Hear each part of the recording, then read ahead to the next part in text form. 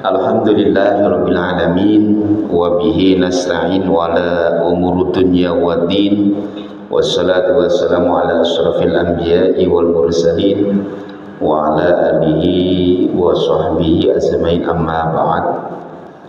Faqala Allah ta'ala fi ayatil karim a'udzu billahi minasyaitonir rajim bismillahirrahmanirrahim ar-rijalu qawwamuna 'alan nisa bima faddalallahu bihi ba'duhum ala ba'd.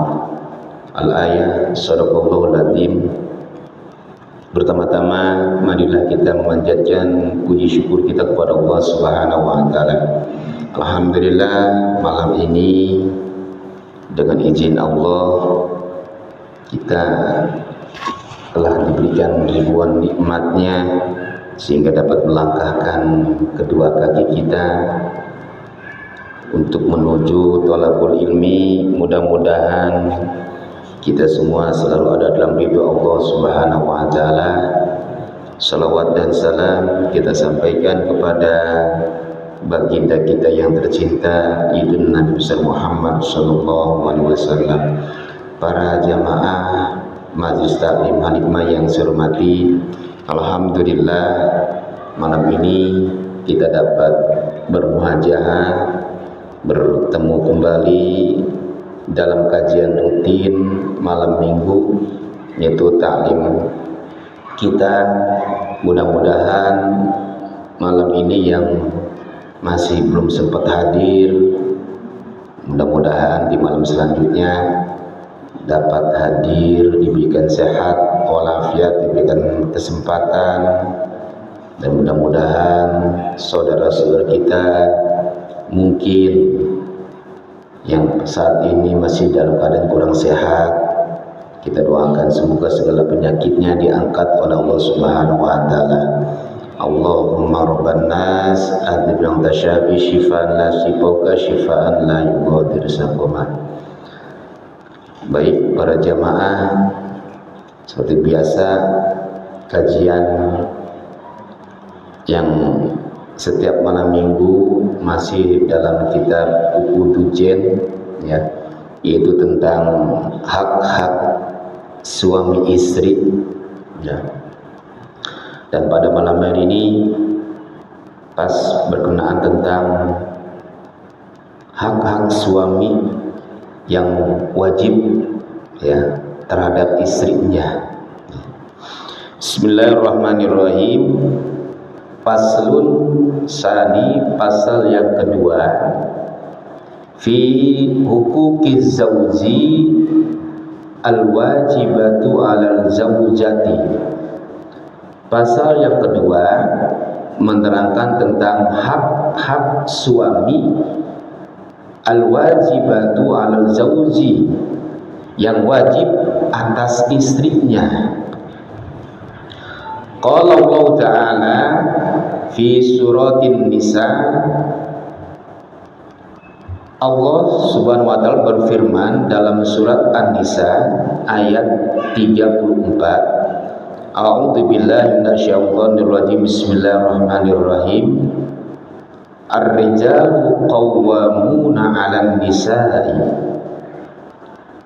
Laki-laki itu adalah pemimpin bagi wanita. Ar-rijalu qawwamuna 'alan nisa. Jadi setiap laki-laki itu adalah pemimpin, ya, atas para wanita. Ay musallituna ala taqdihinna. Jelasnya berkuasa untuk memenuhi takdihinna, keperluan bagi wanita. Bima faddalallahu ba'duhum ala ba'di.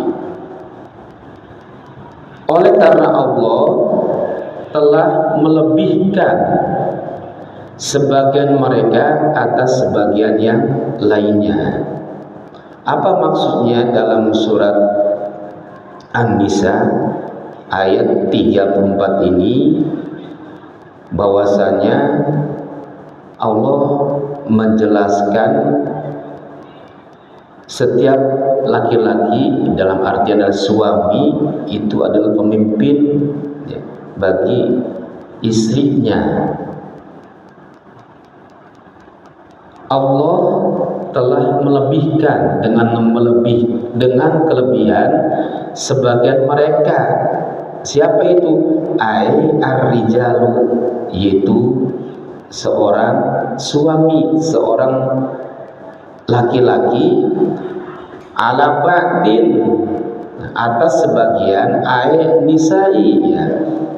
Tuh, jadi setiap laki-laki ini Allah telah memberikan kelebihan atas seorang istri ya, seorang wanita. Wa bima anfaqu min amwalihim fi nikahihinna kal mahri wan nafaqati,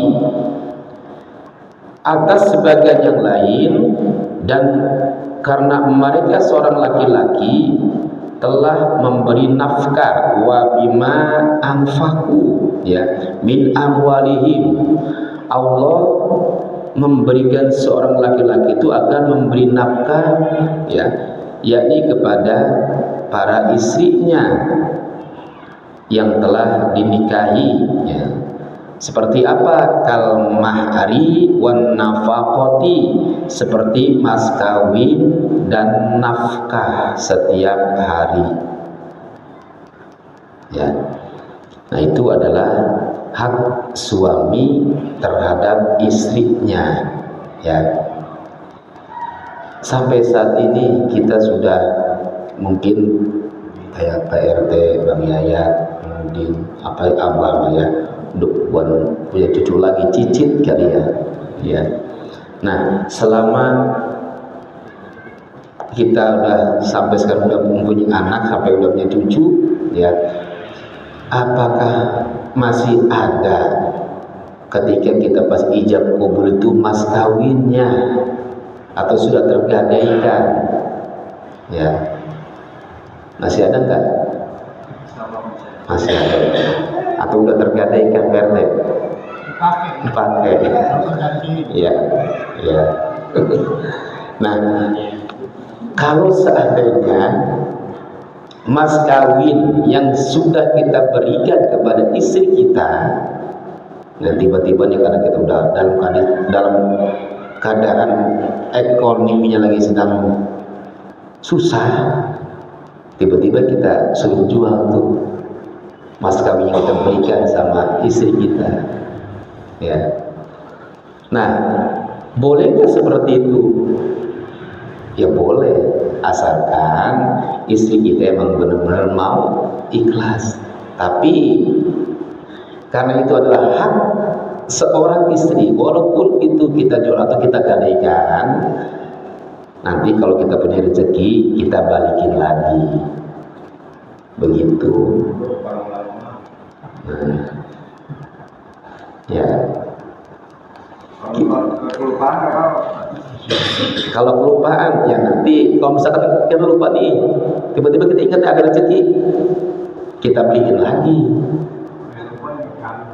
Nah, ya, kenapa? Itu adalah hak seorang istri yang pernah kita berikan ketika kita ijab kabul.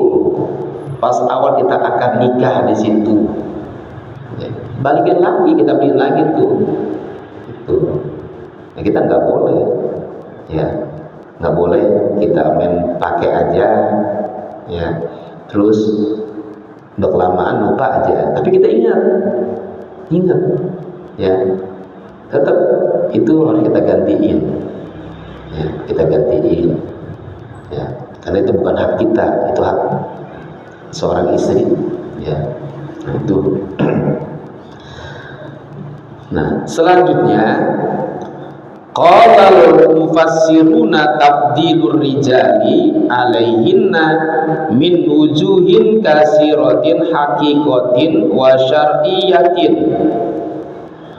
Berkata ahli tafsir Al-Quran bahwasanya tabdilur rijali alaihinna, bahwasanya setiap laki-laki itu mempunyai kelebihan.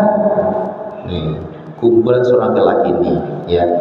Kata ahli tafsir Al-Quran bahwasanya tabdilur rijali alaihinna, seorang laki-laki itu ya mempunyai kelebihan atas seorang istrinya. Ya.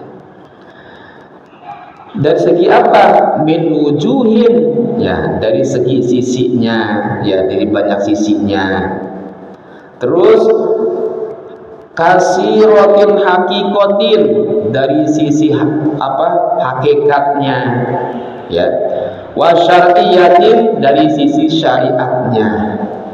Itu kelebihan laki-laki, ya.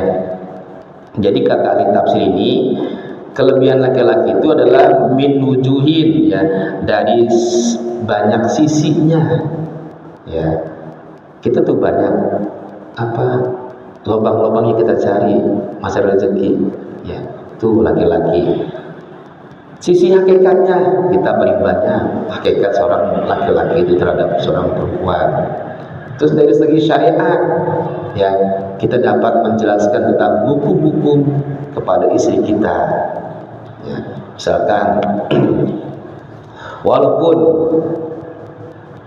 pengetahuan agama kita kurang, tapi kita istilahnya mah ngerti dah masalah wudhu, ya, kita kasih tahu mas istri kita, Bu, nih cara wudhu yang begini caranya, niat wudhu itu dibaca ketika masuk muka. Nah, hal-hal yang seperti itu kita jelasin sama istri kita. Jadi istri kita itu nggak perlu menanyakan lagi kepada yang ahlinya.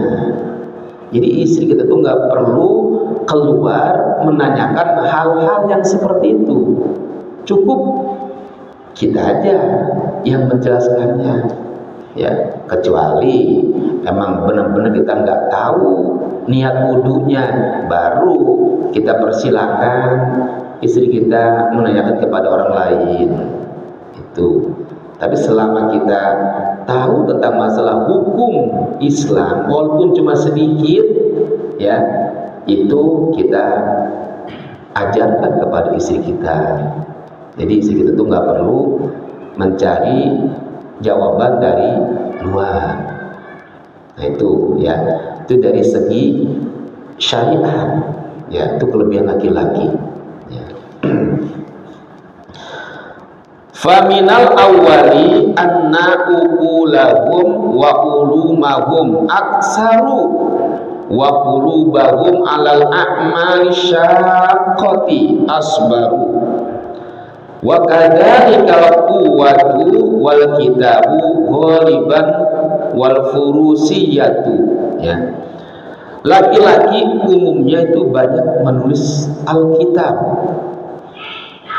Nah, laki-laki juga ahli dalam menunggang kuda, ya. Kenapa laki-laki ini ahli dalam menunggang kuda? Ya kan sejarah kan seperti itu. Ketika zamannya Nabi, para sahabat, ya, ketika perang melawan kaum Yahudi, ya menaiki unta sama kuda. Seperti kayak Sayyidina Ali, ya, pandai menaiki kuda.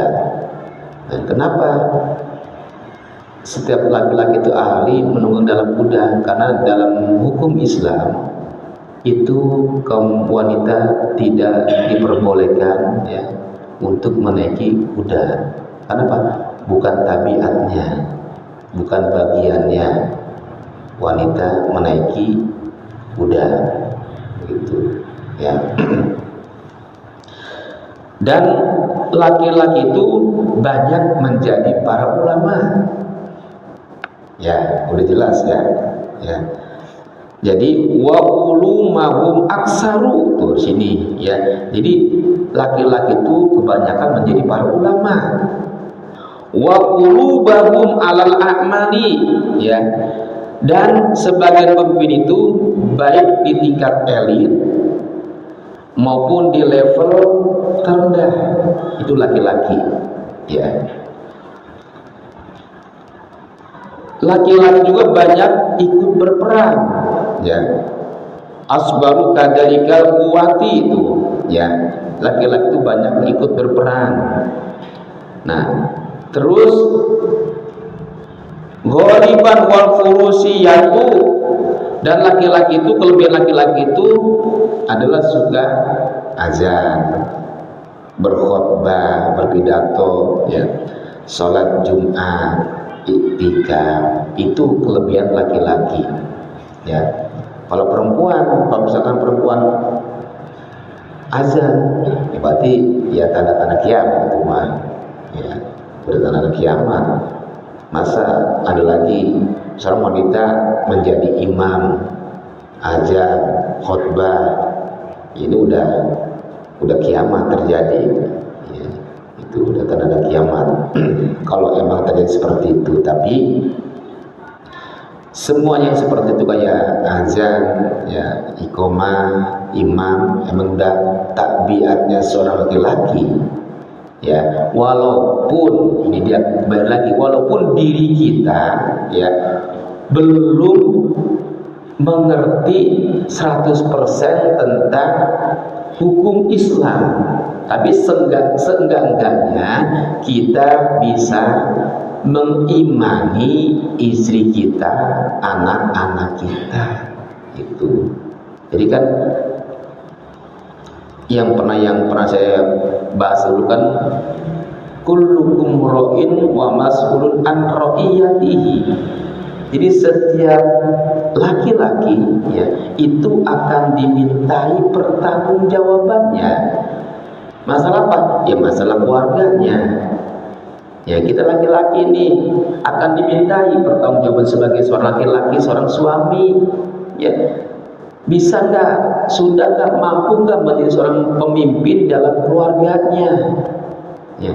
Apakah itu mimpin dalam sholat, mimpin dalam bermusyawarah, mendidik istri, anak, kan itu, ya. Itu paling utama. Jadi keluarga kita dulu. Ku anfusakum, jagalah diri kita, keluarga kita. Jadi diri kita jaga, keluarga kita jaga, itu, ya. Jadi pendidikan madrasatul ula adalah keluarga kita dulu. Kita ajarin di keluarga kita nih, agar apa? Agar terhindar dari siksaan api neraka. Ku anfusakum wa ahlikum naro, kan gitu. Jagalah diri kita, keluarga kita dari siksaan api neraka, gitu. Nah, makanya di sini, ya, harus benar-benar kita ajarkan keluarga kita, ya. Jangan sampai istri kita, anak-anak kita ini, ya, kita biarkan begitu saja, ya. Sholatnya kita nggak perhatiin, ngajinya, puasanya, ya, kita masa bodoh. Nah, jangan, nanti kita akan diminta pertanggungjawaban, ya, selaku seorang pemimpin dalam keluarga, itu, ya. Kita perhatiin, ya. Lagi yang punya anak perempuan ini nih, yang ya, harus benar-benar kita kontrol. Kalau punya anak perempuan mah, ya, hati-hati, ya. Pergaulan sekarang itu udah luar biasa pergaulannya, ya. Anak-anak sekarang itu. Nah, selanjutnya wasyahadatu fil hududi wal qisasi wal ankihati wa nahwiha wa ziyadatul mirasi wa ta'sibu wa tahmulul diyati wal wilayatun nikah, ya. Nah, kelebihan laki-laki itu, ya diantaranya ya selain itu tadi apa, menjadi seorang pemimpin dalam berkhutbah, berperang, berazan, ya, memimpin jadi seorang Jumat. Dan ada lagi tuh kelebihan seorang laki-laki ya, adalah menjadi wali nikah tuh, ya, menjadi wali nikah. Misalkan ada tetangga kita, saudara kita yang udah cerai, kebetulan punya anak perempuan, itu pasti dicari tuh suaminya, mantan bapaknya, bukan mantan bapaknya ya, kalau bapak mau nggak ada mantannya, anak mau yang ada ya, ya. Ini si anak perempuan pasti mencari keberadaan bapaknya kalau masih hidup, ya, kalau masih hidup, ya. Kenapa? Untuk menjadi wali nikah. Kalau nggak ada bapaknya nggak hadir, ini yang nggak sah dalam akad nikah. Kenapa? Bapaknya masih hidup. Nah, kecuali bapak udah meninggal, itu bisa diwakili oleh penghulu atau dari keluarga pamannya, mamangnya, atau saudara laki-laki, saudara bapaknya ini bisa diwakilkan, begitu ya. Ini kelebihan laki-laki ya. Terus selain menjadi wali nikah ya, seorang laki-laki juga wattolaku ya, dia berhak mentalak ya, berhak mentalak istrinya. Kalau istri mentalak suami nggak sah ya. Misalkan nih, mohon maaf, misalkan istri kita dimentalak, kita nggak ada hukumnya ya. Walaupun kata istri kita, Pak, cerai aja, kita cerai, dalam hukum Islam belum, sebelum kita mengucapkan kata-kata talak ya. Tapi kalau misalnya kita sudah mengucapkan talak, sah ya, udah sah. Tapi kalau istri mengatakan cerai, itu belum sah, nggak ada dasar hukumnya, nggak ada ya, begitu. Kalau istri minta cerai tapi kita tetap nggak mau menceraikan, itu masih sah kita berhubungan suami istri, walaupun istri kita emang udah nggak mau lagi. Tapi dalam hukum Islam, dalam hukum perkawinan, kita masih sah dalam berumah tangga ya. Ya, ya, tapi suaminya belum mengucapkan kata-kata cerai, nggak boleh tanpa itu. Paling walaupun nanti itu ada pernikahan siri, nah ini ambilnya harus juga hati-hati ya, harus hati-hati. Kalau misalkan itu kata cerita payah, walaupun itu suami udah pergi jauh tapi dia belum menceraikan, tapi ketika istri itu ingin nikah lagi sama orang lain, tapi belum ada kata-kata cerai dari suaminya, sama aja. Selama dia menikah dengan orang lain dengan nikah siri, hukumnya udah zina. Nah, iya, belum ada kata-kata dari suami, belum ada keputusan, belum, begitu. Nah, ini kelebihan seorang suami ya, gitu. Jadi udah zina aja udah hukumnya itu mah ya. Makanya kan itu kan sering saya kadang pernah ngobrol sama Ustaz Azhar itu yang suka nikahin siri itu. Pak Ustaz Azhar hati-hati, itu juga sama ya. Saya nggak berani nikahin kalau itu udah benar-benar dia udah ada dicerai sama suaminya. Jadi kalau misalkan udah dicerai, Ustaz nggak berani, dosa ya, gitu ya. Dosa nanti ambil, nanggung dosanya ya. Selama dia berhubungan ya udah zina aja, namun ya Pak Amil yang nanggung ini, Pak Amilnya ya. Tapi kalau misalkan dia berbohong, itu mah risiko dia tentu ya, risiko dia ya. Tapi kalau misalkan udah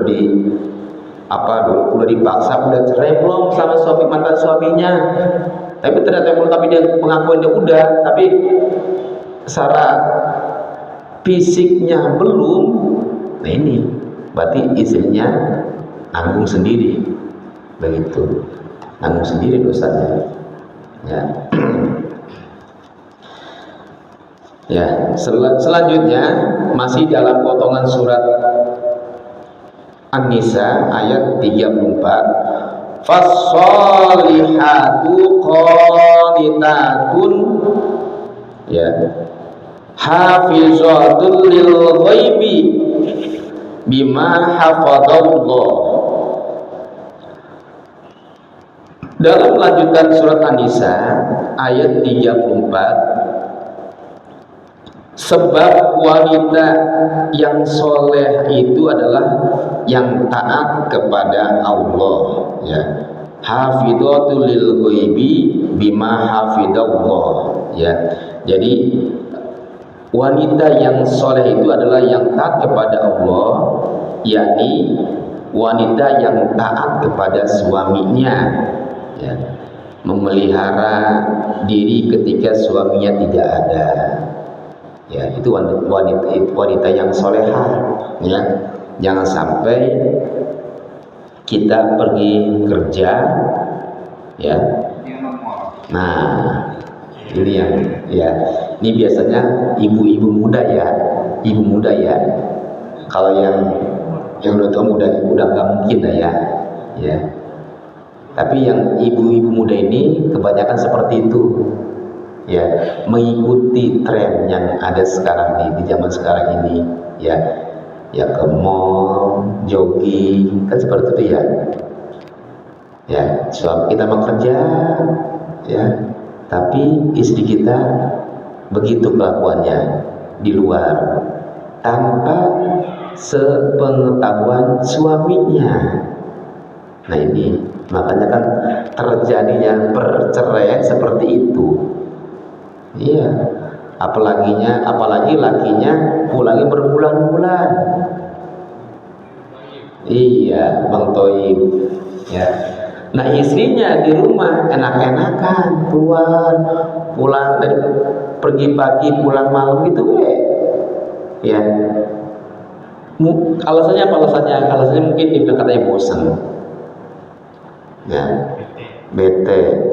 Nah, berarti istri yang seperti ini, ya, berarti dia tidak amanah, tidak menjaga dirinya, tidak bisa menjaga harta suaminya, tidak bisa menjaga harta anaknya, ya kan? Suami meninggalkan rumah kerja sampai berhari-hari, berbulan-bulan, kan ada amanah di situ suami istri itu. Harta suaminya itu kan selain rumah, anak itu kan hartanya yang dititipkan sama istrinya. Nah, bagaimana kalau istri melanggar itu? Berarti ya tidak amanah istri itu. Nah, bagaimana hukum di mata Allah? Ahli neraka istri yang seperti itu. Kenapa? Tidak menjalankan, ya, amanah yang telah diamanatkan sama suaminya. Itu, ya. Nih bagi istri-istri yang muda, ya, istri-istri yang muda seperti itu yang terjadi, ya, gitu. Ya. Oh, ya, istri muda. Kalau yang istri itu kayaknya agak jarang kan, ya, udah enggak kali, ya. Oh, sama, ya. Ngikutin istri muda tuh, ya. Iya, ikut-ikutan,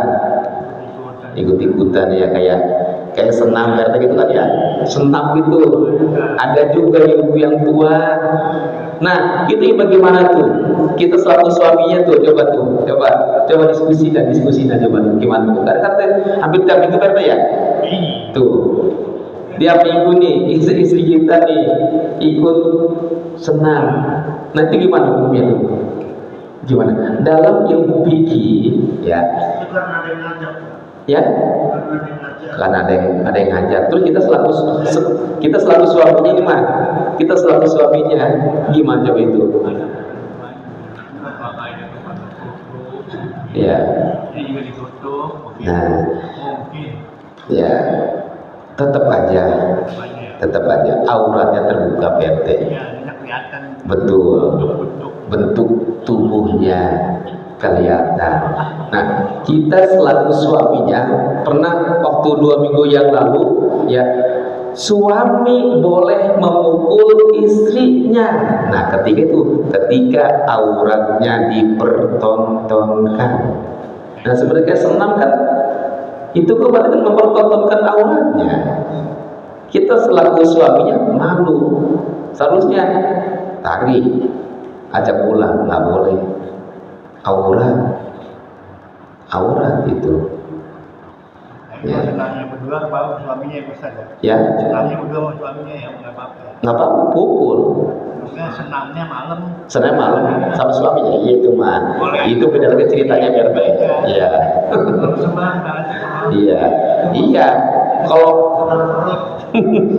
ya, kalau misalkan yang benar ya di rumah aja, benar. Di rumah aja berdua. Kalau senam gitu aja. Iya. Nah itu.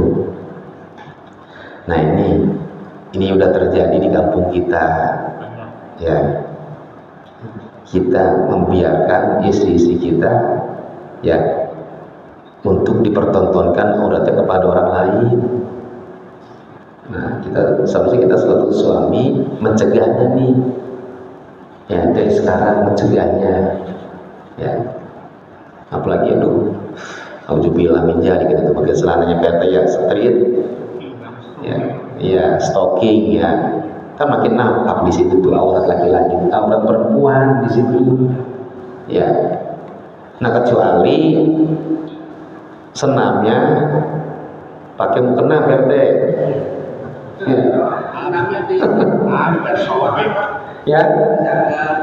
Iya. Tetap aja. Kalau misalnya itu ada laki-laki, nggak ada. Tapi pas kita keluar, mau dari sanggar, kelihatan. Nah, auratnya kan ya. Iya, sama aja juga. Tetap. Ya. Kalau yang dulu sih itu kalau mau buang itu ke depan mall, kalau makan Iya.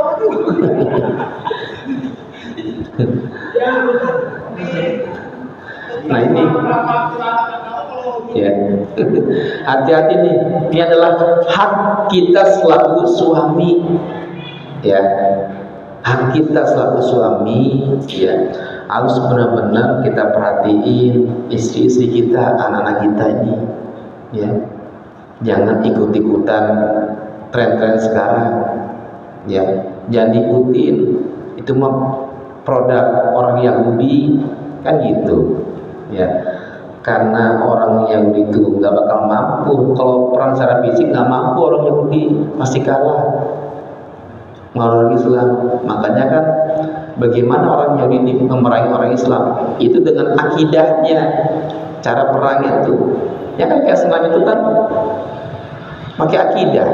Nah, sehingga dengan enaknya itu para wanita mempertontonkan auratnya. Nah, ketika orang Yahudi menyaksikannya, tepuk tangan orang Yahudi. Ya, kata Yahudi, saya menang. Kenapa? Aurat orang Islam terbuka semua, dipertontonkan dengan orang banyak. Kan seperti itu. Ya. Itu ya. Tadi ya. Terus dalam hadis dari Abi Hurairah, wa an Abi Hurairah radhiyallahu taala anhu qala, dari Abi Hurairah radhiyallahu taala, semoga Allah meridhoi, anhu atas Abi Hurairah, qala Rasulullah sallallahu alaihi wasallam, berkata Rasulullah sallallahu alaihi wasallam, khairun nisa'i imra'atun idza nazarta. Nah, di sini sebaik-baik wanita adalah istri ya, istri yang jika kita melihatnya ilayya saratta wa in amartaha ya, Jika kita melihat istri kita dilihatnya menyenangkan, ya, artinya apa? Ya, pas kita mau berangkat kerja, istri kita itu pakaiannya rapi, udah dalam keadaan mandi. Itu adalah istri yang menyenangkan suami kita. Apa menyenangkan suaminya? Ya, dandannya, ya. Jadi kalau berdandan apabila ada suami di rumah, ya gitu ya. Atau enggak juga ya? Ya, tapi sebaliknya, ya, yang terjadi nggak seperti itu, nggak sesuai dengan kitab buku ujian ini, ya. Sebaliknya, jadi apabila istri kita berdandan ketika istri kita mau ngaji, mau kondangan, ya, gitu kan ya, Bang Ipan ya. Tapi ketika kita ada di rumah, boro-boro, Bang Ipan ya, kan pakai daster doang. Tapi saya akan berganti kalau di rumah biar cakep. Nah, benar. Tapi alhamdulillah karena ada yang bikin. Alhamdulillah.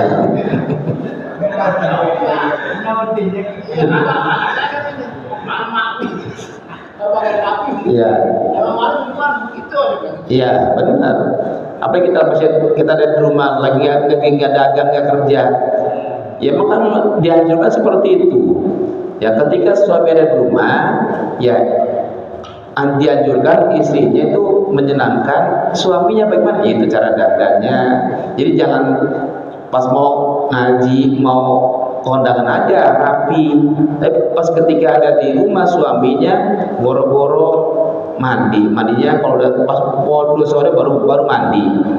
Nah, berarti kan itu tidak menyenangkan suaminya, ya, begitu. Pakai daster aja rompeng gitu. Ya. Terus apalagi istri yang menyenangkan ketika kita memerintahkan masak, cuci kopi cepat-cepat, nah itu istri yang menyenangkan, ya.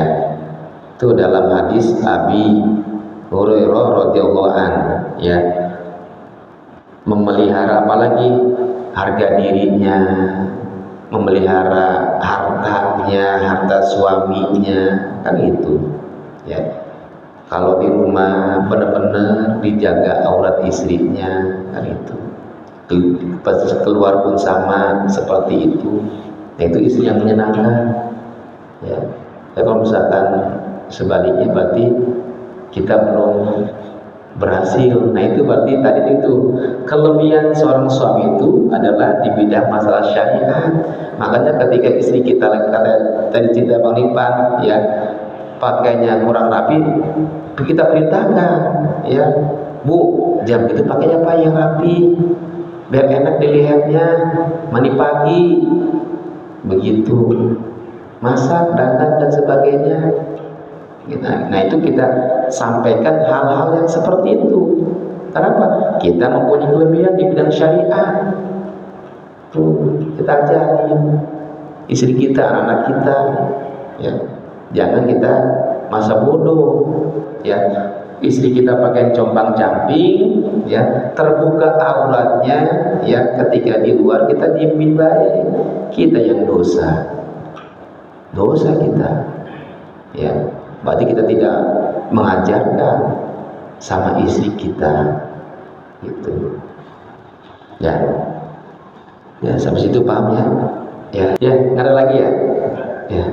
Ya, mudah-mudahan ya kita berdoa kepada Allah Subhanahu wa taala, keluarga kita, istri kita, anak-anak kita Allah jaga, Allah bimbing, ya, taat beribadah kepada Allah Subhanahu wa taala.